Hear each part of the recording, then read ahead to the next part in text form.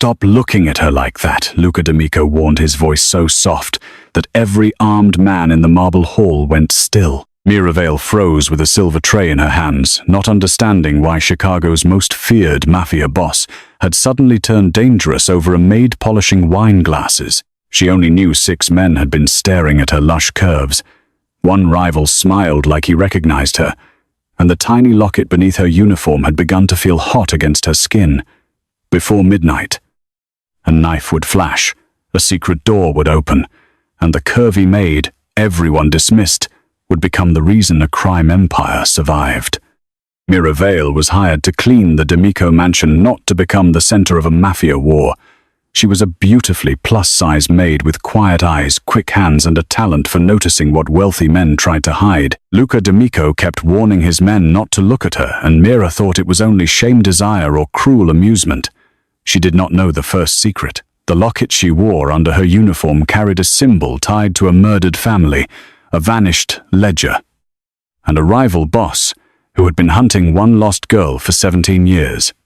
The D'Amico mansion stood above Lake Michigan like a fortress disguised as wealth, all black iron gates, white stone balconies and windows, tall enough to reflect the entire storm-dark sky. Inside, the air smelled of beeswax, old money, cedarwood, and secrets pressed into velvet curtains. Mira moved through the East Ballroom in a charcoal maid's dress, sleeves rolled neatly, hair pinned away from her soft, round face. Her uniform was simple, but her body made simplicity look deliberate. She carried her lush, generous curves with quiet confidence, not because the world had been kind, but because work had taught her the power of staying steady while others underestimated you. At 27, Mira had worked in hotels, private estates, and luxury clubs, where rich men dropped glasses, whispered threats, and pretended maids were part of the furniture. She knew which stains came from wine, and which came from fear. She knew when a room had been searched, because dust shifted differently around drawers opened by nervous hands. She knew locks because her father, before he disappeared, had repaired vaults and taught her how mechanisms spoke. Every house tells on itself, he used to say. Listen before you touch anything. Mira listened to the D'Amico mansion from the first night. The walls groaned behind portraits. The library floor had one hollow board. The west pantry had a draft without a window. Those details mattered because the mansion was hosting a private truce dinner between the D'Amico family and the Rinaldi syndicate. A dinner every servant had been warned not to remember. Mira had been told to polish, serve, lower her eyes, and never ask why every guest arrived armed despite the crystal chandeliers and violin music. The head housekeeper, Mrs. Bellamy, tightened Mira's apron herself with thin fingers and a colder smile. Try not to breathe too heavily near the important men, she murmured. They dislike feeling crowded. Mira swallowed the humiliation. She needed the money for her mother's care. Pride did not pay medical bills, and dignity had learned to wait outside payroll. The first time Mira saw Luca D'Amico, the room changed before he entered. Conversations thinned, men straightened. The violinist missed half a note and recovered with visible panic. Luca crossed the ballroom in a masterfully tailored midnight blue suit, his broad shoulders moving with the silent grace of an apex predator. His jawline looked carved from marble, his hair was black as a confession, and his dark predatory eyes seemed to record every breath taken in his house. He did not look cruel at first. That made him worse. Cruel men wanted witnesses. Luca looked like a man who could ruin someone in complete silence and sleep without adjusting his cufflinks. Mira was placing fresh glasses near the long dining table when she felt the first stare. Not Luca's. One of his younger guards watched her bend for a dropped napkin, his gaze sliding too slowly over the magnificent slope of her hips. Another man smirked. A third whispered something in Italian that made the nearest soldier hide a laugh behind his hand. Mira's spine stiffened, but she kept working. She had lived inside that kind of stare for years. Men made her body into a joke, a dare, an appetite, or an inconvenience, depending on what they wanted to feel powerful about. She reached for the tray. Then Luca spoke. "Stop looking at her like that," he warned. He had not raised his voice yet. The marble hall seemed to lose oxygen. Every D'Amico soldier lowered his gaze instantly. The young guard went pale enough to match the table linen. Mira stood frozen tray caught against her stomach, unsure whether she had been protected or exposed. Luca's eyes touched her face for one brief, unreadable second before returning to his men. In my house, he continued, his gravelly baritone low and lethal. Even a glance can become an insult. Choose your eyes carefully. Nobody laughed after that. Mira's cheeks burned anyway. Being defended by a monster could feel dangerously close to being claimed. The Rinaldi delegation arrived at 9, bringing cold air, expensive cologne, and men whose smiles never reached their eyes. Their boss, Vittorio Rinaldi, was old enough to need a cane, and vain enough to carry one with a silver wolf's head. Beside him stood his son, Enzo, a handsome snake in a pale grey suit. Enzo looked at Luca first, then at the exits, then at Mira. His gaze sharpened. It did not slide over her body like the guards had. It caught on the chain beneath her collar, where the locket hid against her skin. For one strange second his smile vanished. Then it returned twice as wide. Mira's fingers closed over the tray. Mrs. Bellamy appeared beside her with a hiss. Do not stand there like a cow blocking the aisle. The insult was quiet, but not quiet enough. A nearby guard heard. So did Enzo, whose smile turned delighted. A cow, he repeated, his voice carrying through the ballroom. That is unkind, madam. She is more like a full banquet table, soft, heavy, and impossible to move quickly. Laughter spread from the Rinaldi side first, then infected the weaker men along the walls. Mira went numb. Her throat closed. She had heard worse, but never beneath chandeliers, while criminals, servants, and one terrifying king watched her humiliation settle into the polished floor. Mira did not answer. That was the worst part. Her mind filled with brilliant replies, and her mouth gave nothing back. She bent to collect empty glasses because movement was safer than tears. Enzo stepped closer, dropping a folded napkin deliberately at her feet. Careful, maid, he purred. Do not split the seams reaching for it. The room held its breath, waiting for Luca this time, but the Mafia boss did not speak. He was watching Enzo with a stillness colder than rage. Mira saw none of it. She only saw the napkin, the shoes, the marble, and her own hands shaking as she picked up one more piece of someone else's cruelty. When she turned toward the service corridor, someone bumped her shoulder. The tray tilted. Crystal shattered across the marble in a bright, humiliating crash. Mrs. Bellamy gasped as if Mira had spilled blood instead of glasses. Clumsy girl, she snapped. Look at the size of you, and still you cannot carry a tray straight. The laughter returned, smaller, but sharper. Mira's eyes stung. She crouched before anyone could see her face, gathering glass with a napkin. A shard sliced her finger. The pain helped. Pain was clean. Pain did not pretend to be manners. She pressed her bleeding finger into her palm and escaped through the service door before the first tear could fall. The pantry was narrow, cool, and dim, lit by a single yellow bulb over shelves of imported olive oil and silver serving bowls. Mira braced both hands against the sink and finally let herself breathe too hard. Her reflection in the dark window looked pale, round, and furious with itself. Why didn't you say something? She whispered to the woman in the glass. Because rent was due. Because mothers got sick. Because servants who embarrassed guests did not remain employed. She washed the blood from her finger, then stopped when she heard footsteps behind her. Not Bellamy's brisk steps. Not a guard's heavy boots. These were quiet, controlled, and far more dangerous.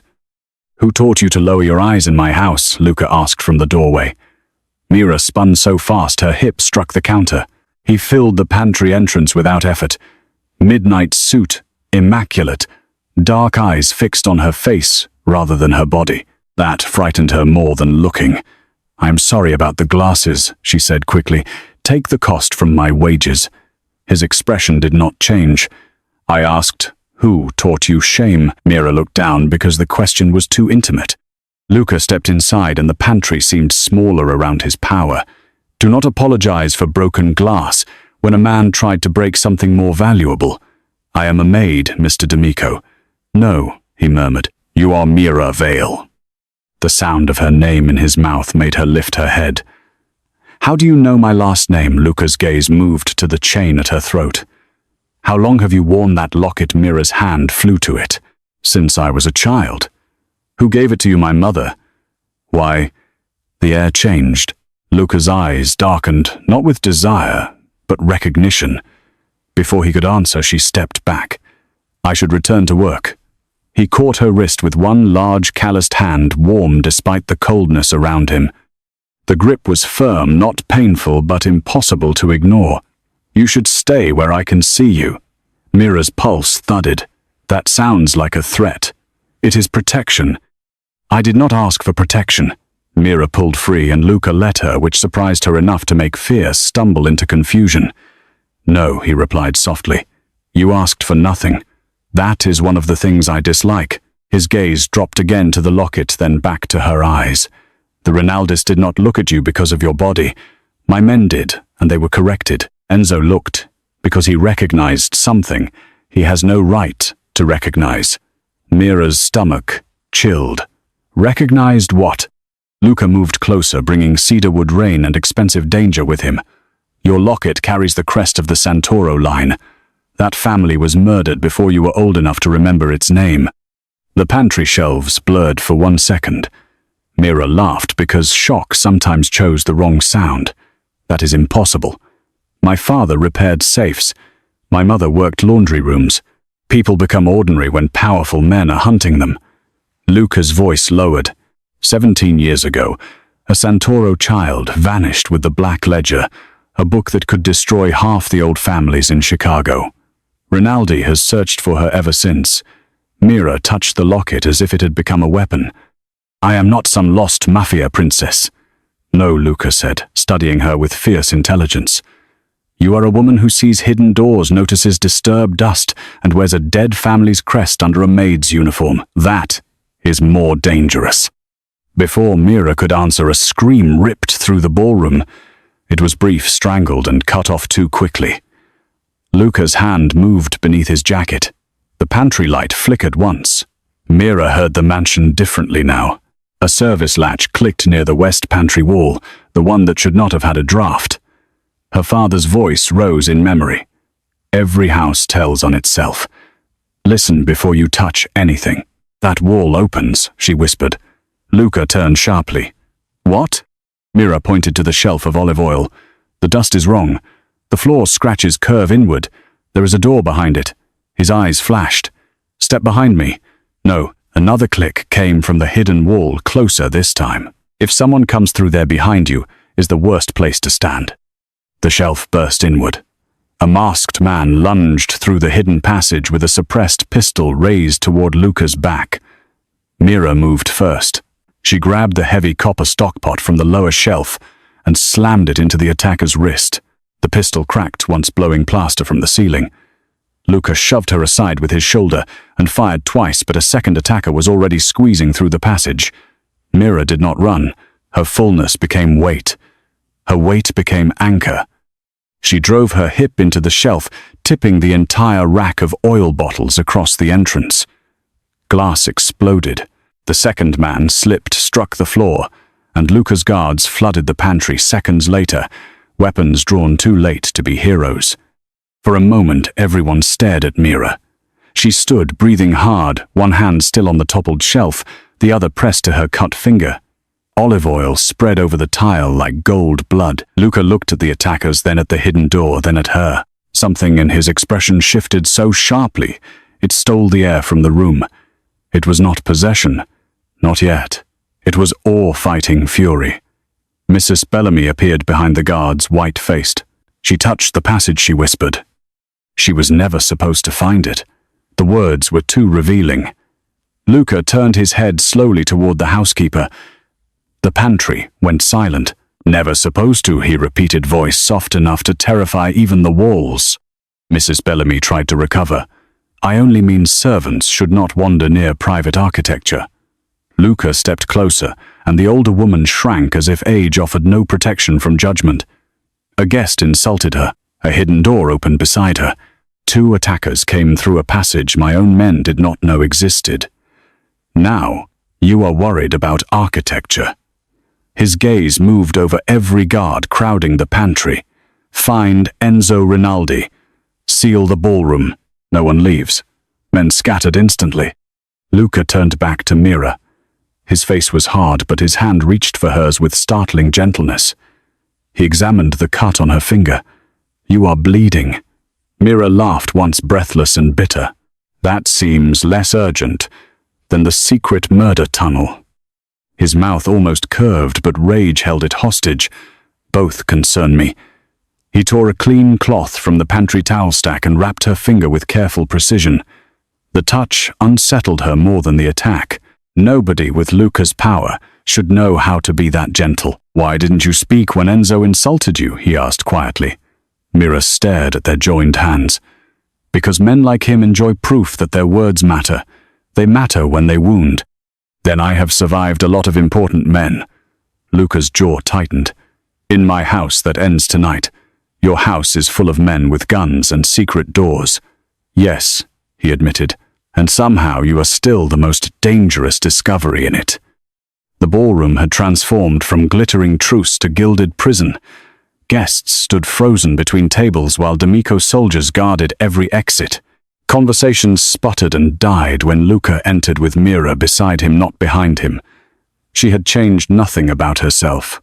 Same charcoal uniform, same pinned hair, same soft, round figure. Yet the room looked at her differently, because Luca's hand rested lightly at her back, not pushing, not claiming, simply making it known that anyone who looked carelessly would pay a price. The Rinaldis watched from the far end. Enzo smiled, but sweat shone at his temples. Vittorio leaned on his silver wolf cane with both hands. Mrs. Bellamy stood near the wall, guarded by two silent men. Luca stopped in the center of the marble floor, where Mira had been laughed at less than an hour earlier. "Mr. Rinaldi," he murmured, and the quiet voice reached every corner. "Your son has poor manners." Vittorio's smile was thin. "Young men make jokes. No, cowards make jokes when knives fail." Enzo's face hardened. "Careful, Luca. She is a maid." The room dropped 10 degrees. Mira felt it happen in everybody around her. Luca's hand left her back. He stepped forward, calm as a blade sliding free. "You looked at her locket before you looked at her face," he said. "Then you insulted her body so everyone would think your interest was cruelty instead of recognition. That was almost intelligent." Enzo's smile broke at the edges. "You are imagining things." Luca turned to Mira. "Show him." She stiffened. "Show him what?" "The locket, Mira." The whole room seemed to lean toward her. Her fingers shook as she drew the chain from beneath her collar. The small oval locket lay against her palm, tarnished silver, engraved with a tiny thorned rose. Vittorio inhaled sharply. Enzo swore under his breath. The crowd saw only jewelry. The old men saw a ghost. Luca's eyes never left Enzo. "Anyone who disrespects her disrespects me," he said softly. "But anyone who hunts her will learn something worse. She is not a servant you can frighten into silence. She is evidence with a heartbeat." Mira's breath caught on that word. Evidence. Not woman, not queen. Evidence.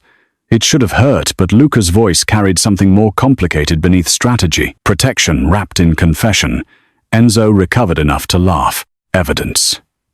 She does not even know what she is wearing. Then you should fear what happens when she learns. Luca's gaze slid to Mrs. Bellamy. "Start with the woman who maintained my house while selling its bones." Bellamy tried to run. She made it 2 steps before Luca's men caught her. The crowd gasped. Servants stared. Rinaldi's soldiers shifted hands, twitching near jackets. Mira suddenly understood that the mansion was one wrong breath away from gunfire, and she was standing at the center of the spark. Vittorio lifted his cane. "This truce is over." "It was over when your men entered my walls," Luca replied. He did not shout. He did not need volume.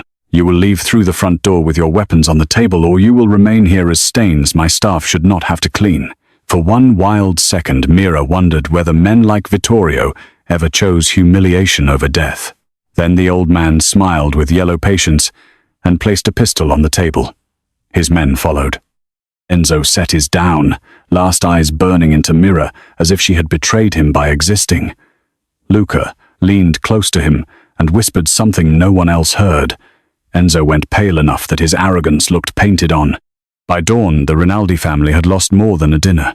Luca's retaliation unfolded like a locked door opening one bolt at a time. First came safety. Every hidden passage in the D'Amico mansion was mapped, sealed, and guarded by men who no longer looked at Mira unless spoken to. Second came money.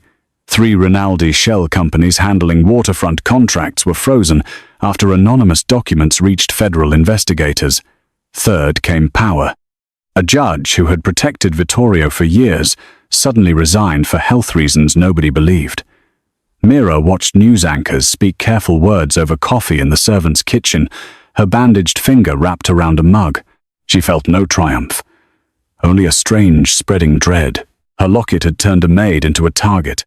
Luca summoned her to the library at noon, though summoned was Mrs. Bellamy's old word, and Bellamy was no longer in the house to use it. A guard asked politely. That frightened Mira more. The library smelled of leather smoke and lemon oil. Luca stood before the fireplace jacket, removed white shirt open at the throat sleeves, rolled to reveal powerful forearms. The room looked less like an office than a courtroom where mercy had never been practiced. On the desk lay photographs, old newspaper clippings and a black velvet box. "Your mother is safe," he said before she could ask. "2 men are watching her care facility from outside. They know not to frighten her." Mira's anger stumbled. "You checked on my mother, Rinaldi would have." She hated that he was right. "What do you want from me?" Luca looked at the velvet box. "To open that locket." Mira stepped back. "No." His eyes lifted dark and fathomless. "Mira." "No," she repeated, stronger now. "Everyone keeps telling me what I am. Maid, cow, evidence, lost child, key. No one asks whether I want to become part of this." Silence held. Then Luca nodded once as if accepting a verdict. "Then I am asking." It was the first time he had sounded less like a king and more like a man learning a foreign language. Mira touched the locket. Her father's hands flashed in memory, guiding hers over tumblers and springs. "Every lock is a question. Never answer before you choose." "I will open it," Mira said slowly, "if I hold whatever is inside first." Luca studied her for a long moment. "Done. And if I say stop, everyone stops." His jaw flexed. Men like him hated stop. "Still," he answered, "done." The locket was old but beautifully built, its seam hidden beneath the thorned rose engraving. Mira turned it in her fingers, feeling tiny irregularities. The clasp everyone used was decorative. The real latch sat under the lowest thorn, almost invisible. Her breath slowed. Her father had taught her on music boxes, desk drawers, antique lockets. She pressed, twisted, and felt the faintest click. Inside was no portrait, only a strip of black microfilm wrapped around a thin brass key. Luca exhaled like a man watching a ghost breathe. "The ledger key," he murmured. Mira stared at the tiny brass piece in her palm. "A key to what a vault your father was accused of emptying." The words struck harder than Enzo's insults. "My father was a locksmith. Your father was Santoro's security architect. He hid the ledger before the massacre and vanished with you. Rinaldi called him a traitor because blaming a dead man is easy." Mira's throat tightened. "He disappeared when I was 10. Then he may not be dead."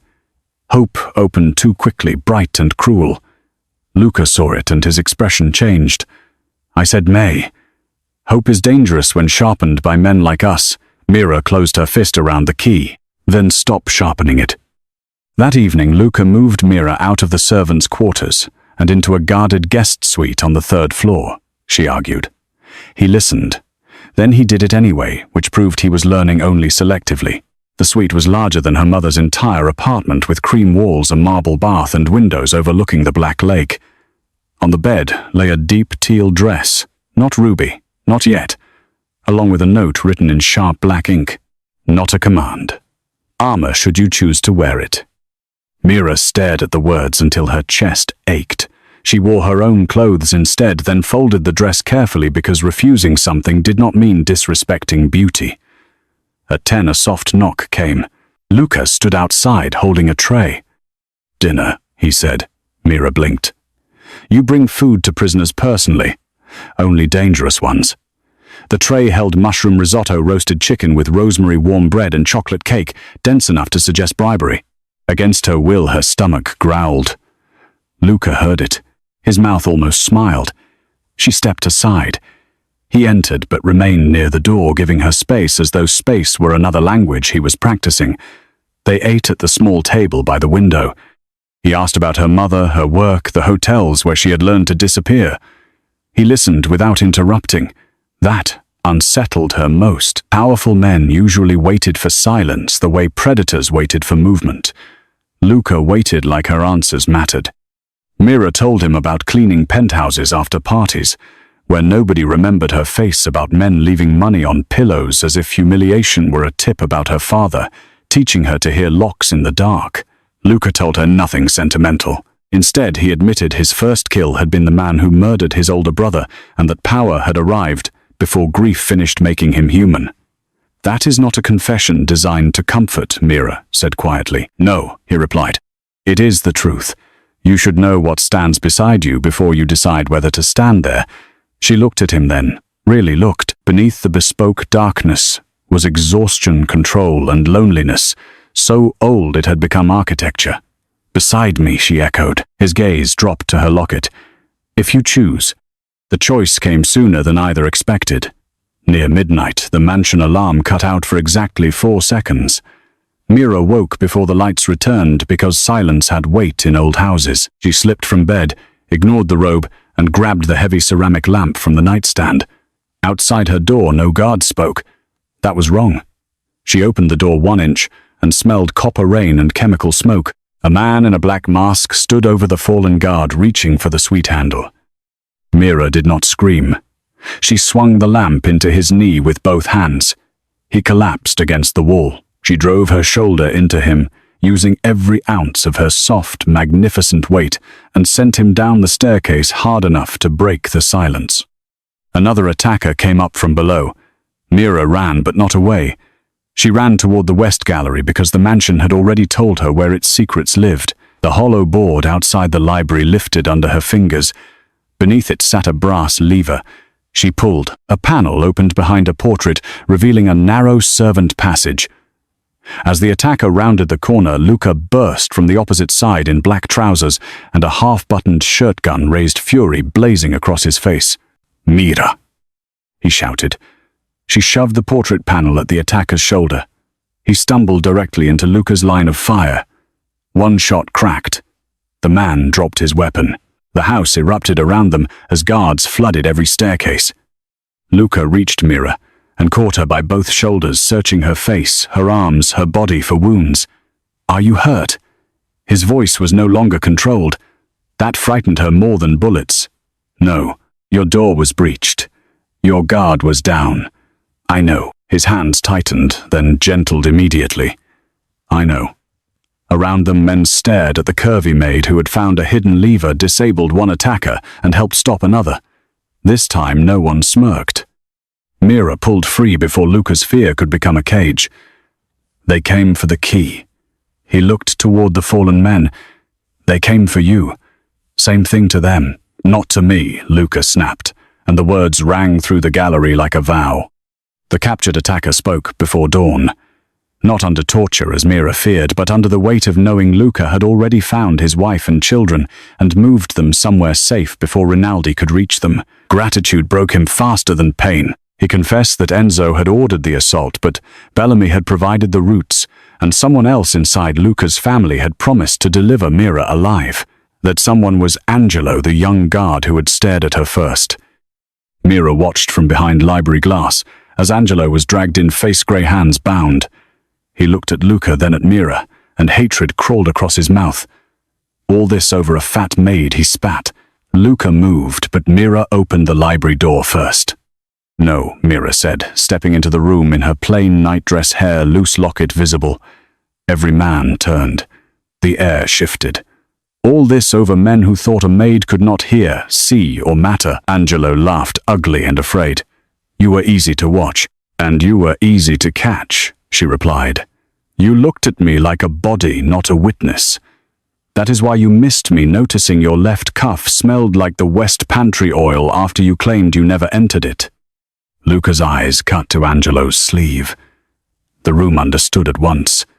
Mira's voice remained calm. You also carried old plaster dust on your shoes. The hidden passages shed it.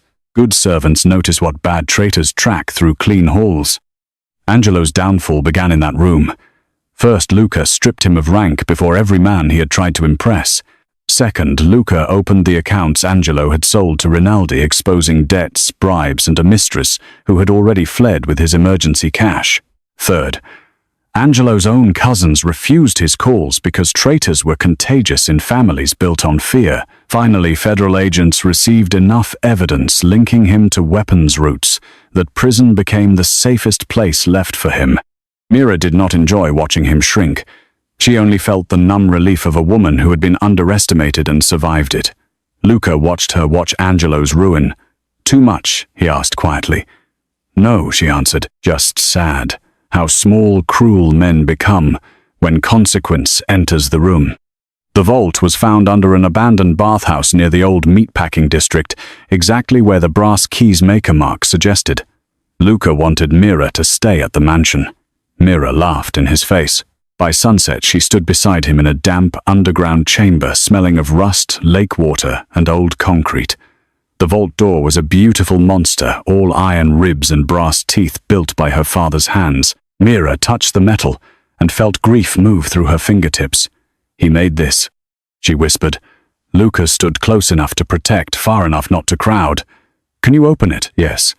She did not know how she knew until her hands began moving. Memory lived inside muscle. Her father had taught her lullabies in combinations.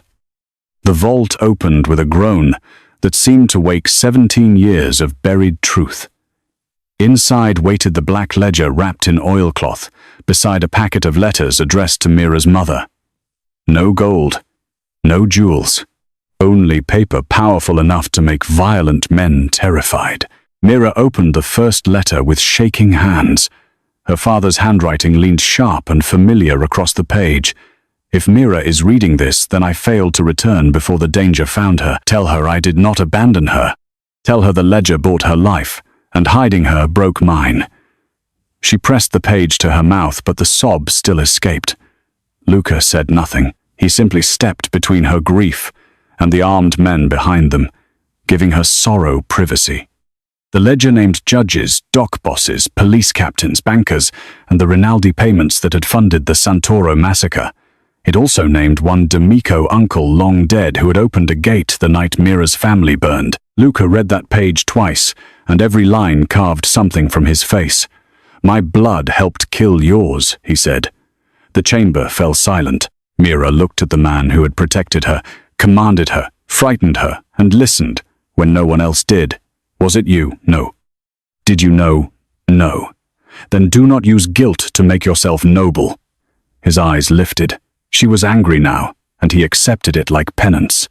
You deserve the truth, he said. I deserve choices after truth. Mira made one.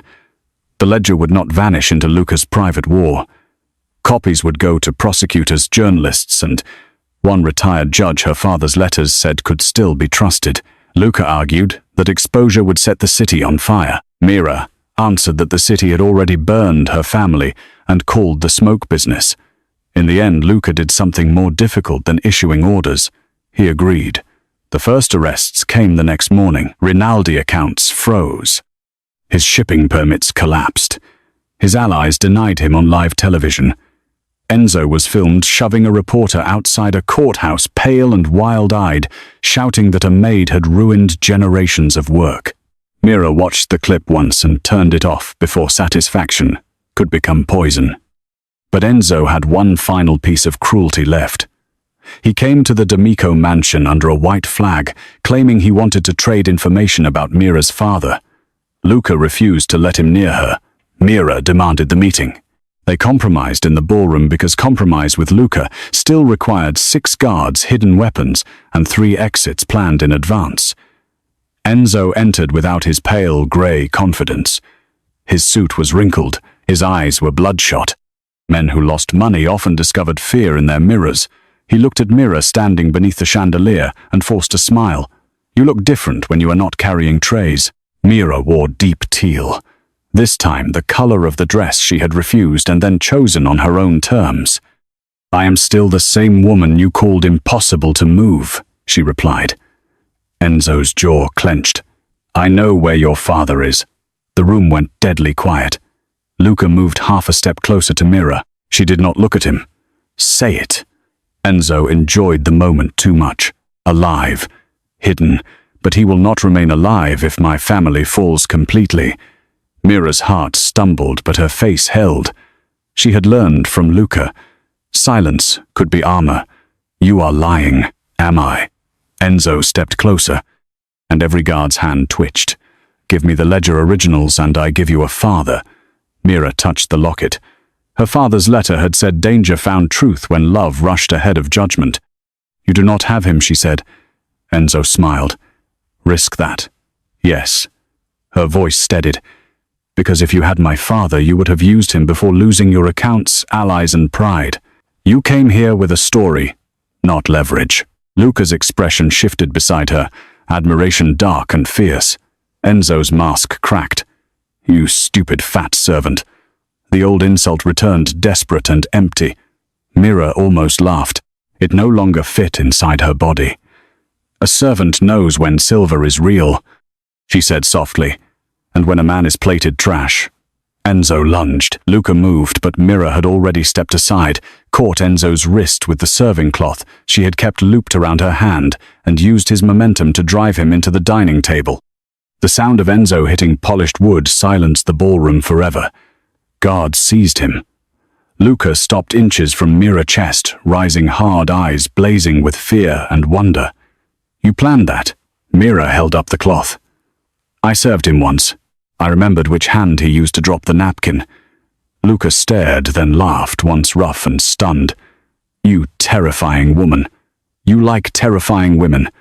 I like one. Enzo groaned under the guards. Mira looked down at him and felt absolutely nothing but pity. You lost because you thought my body was the only thing worth noticing, she told him. You should have watched my hands. Enzo was dragged away cursing, but curses from defeated men sounded smaller than broken glass. 2 days later, the city changed its language. Newspapers called Mira Vale the lost Santoro witness. Prosecutors called her the key to a historic corruption case. Luca's men, who had once stared at her body like boys without discipline, now lowered their eyes with genuine respect. Mrs. Bellamy testified in exchange for protection and revealed that Rinaldi had paid her for years to watch for the Santoro crest. Angelo disappeared into federal custody. Enzo followed. Vittorio Rinaldi suffered the slow collapse of a man whose empire had depended on secrets, and discovered secrets could choose a maid. Mira returned to the servants' wing, only once to collect her old apron. She folded it carefully, thanked it for its service, and left it on the bed.